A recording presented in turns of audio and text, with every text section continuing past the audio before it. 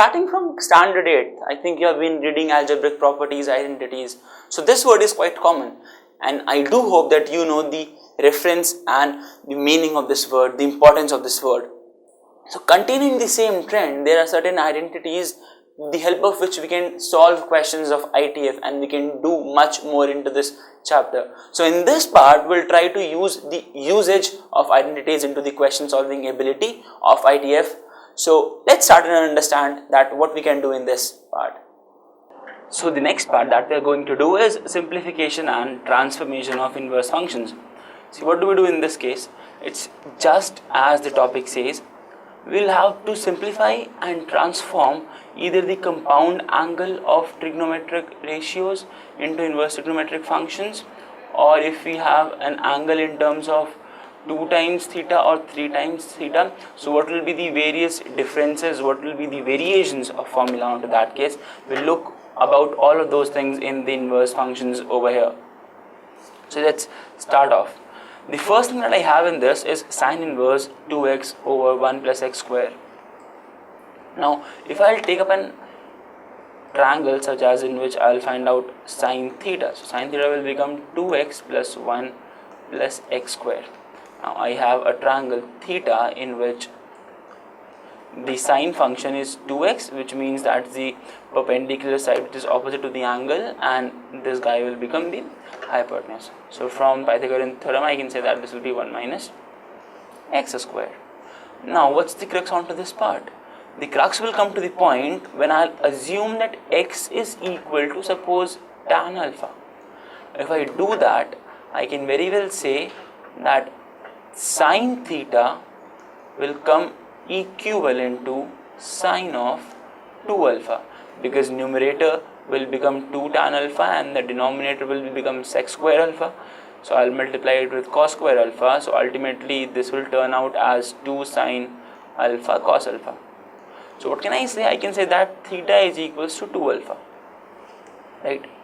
So what do I know? That if theta I'm doing it over here, right? So theta is this. The range of theta is from minus pi by 2 to pi by 2. I'm pretty sure of that. But what is theta?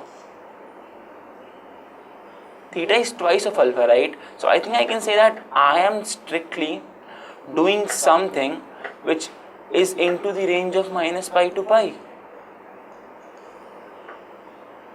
right? See, 2 tan inverse x, I can say that this is theta. So, this is, suppose, twice of tan inverse x. So twice of tan inverse x means I am having something which is from the range of minus pi to pi.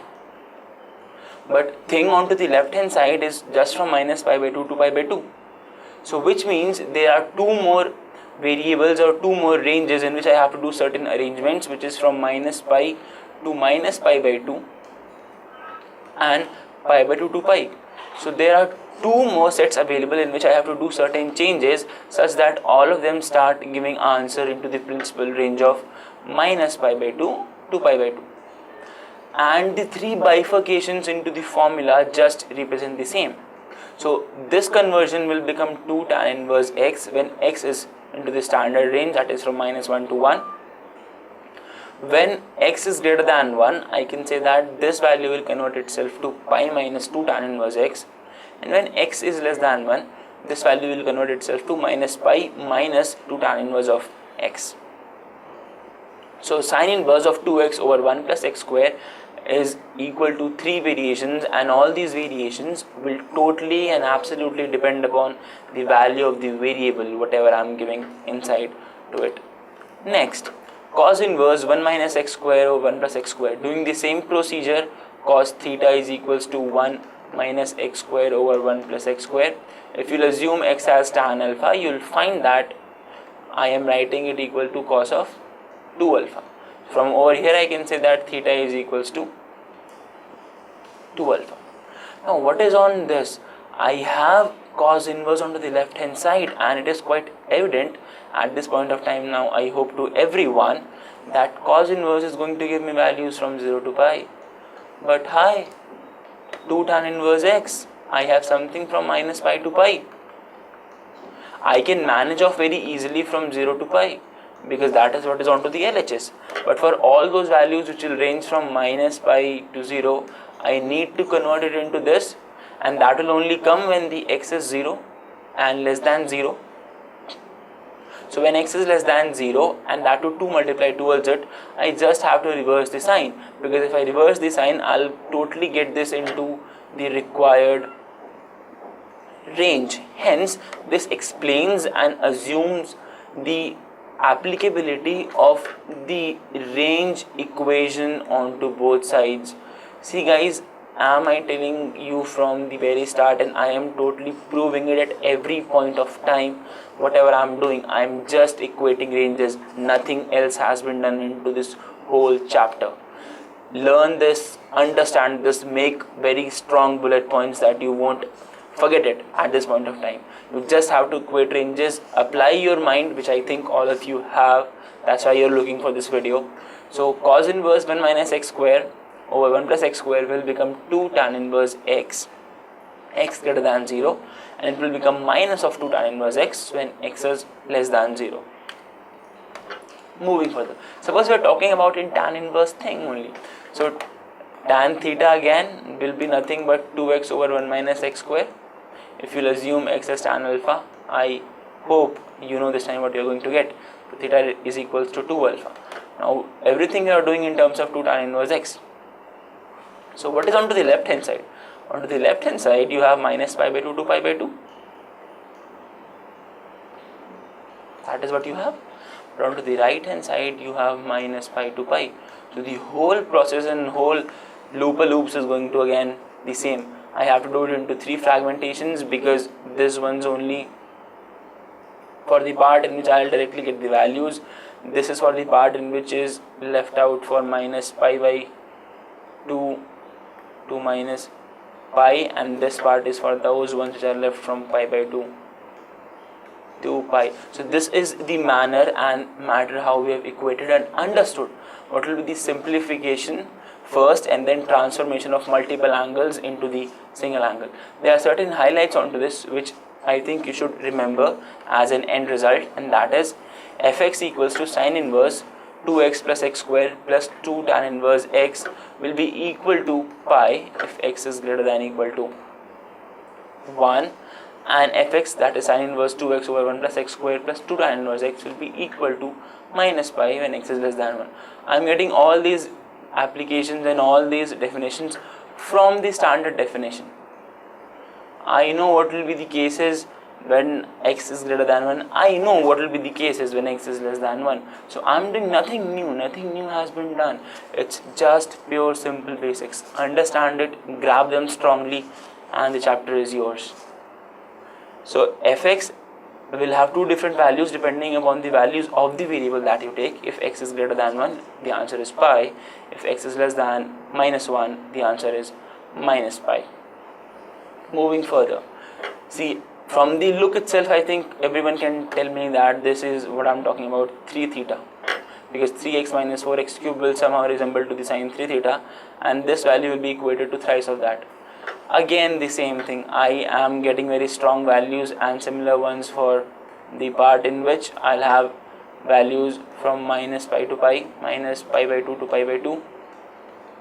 So that part is considered fair enough. Now there are certain changes for all those values which have been left over to this side, certain changes for all those values which have left onto the right hand side. So sine inverse 3x minus 4x cube will be equal to minus of pi plus 3 sine inverse x when x is from minus 1 to minus half, 3 sine inverse x when x is from minus half to plus half, 3 times cos inverse x when x is from half to 1. This is the expansion of the things which we have done for sine inverse of 3x minus 4x cube. Similarly for the cos 4x cube minus 3x, it's again the same thing. Assume that you have cos theta which is equal to 4x cube minus 3x. Now consider x as cos of alpha. So you will have cos theta is equals to cos 3 alpha.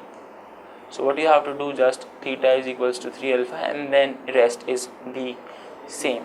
So 3 cos inverse x minus 2 pi, when you see that the x is ranging from minus 1 to minus half, 2 pi minus 3 cos inverse x when x is ranging from minus half to plus half, and just 3 cos inverse x when x is ranging from half to 1. And finally the tan inverse of 3x. So tan inverse tan of 3 alpha will be equal to tan of theta. So theta is equals to 3 alpha, and see the values minus 1 by root 3. What does minus 1 by root 3 tells you? Minus 1 by root 3 you will be getting this value of tan only at theta equals to 30, which means pi by 6.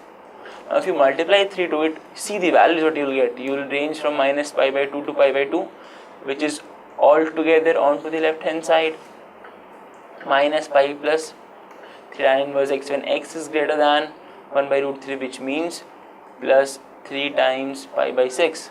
So minus pi plus pi by 2, this will become minus pi by 2.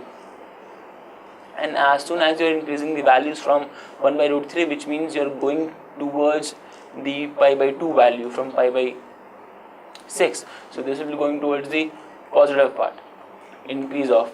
And when I am going towards the negative part, so this will be pi plus 3 times into minus pi by 6, which means this will be pi minus pi by 2, hence pi by 2. I am going towards the negative part. So this will take me from minus pi by 2 towards the positive part, and this is taking me from positive pi by 2 towards the left hand side, which will altogether come and fall into the range of tan inverse, which will be from minus pi by 2 to pi by 2. So look, again and again the same things are repeating. So I am telling you once more firmly and strongly that this chapter is only about understanding what is onto the left hand side and what is onto the right hand side. Grab this concept perfectly, try and understand it over and over again by watching the video, and you'll get it. Once you get it, no question in IIT JEE mains or advanced is going to be tough for you. You will be bond of every questions, 007 bond. So while studying the chapter of straight lines from the sessions, if you have had any doubt, you have to go to the website www.askitans.com. Over there you will see a discussion board. Click on that. Then on the right hand side of the page you will see ask experts. First of all, go and select your category. You can choose the category, then you will post your question, and after that you will click on to get answer. We experts at Ask IITian will revert back to you in 24 to 48 hours with the solution. So, how was the meeting with the identities? I hope it must have went well, but there are lots and lots of things which is yet to come. We just had starters, we just had main course, but there are very interesting things which are yet to come in desserts. So in desserts we'll have equations, inequations, JEE questions, most of them all, which will be a real indication of whatever we have learned, has it really made up its mark upon the understanding or not. So in order to get all two words of this, so let's do this part and try to get information as much as we can. So let's start.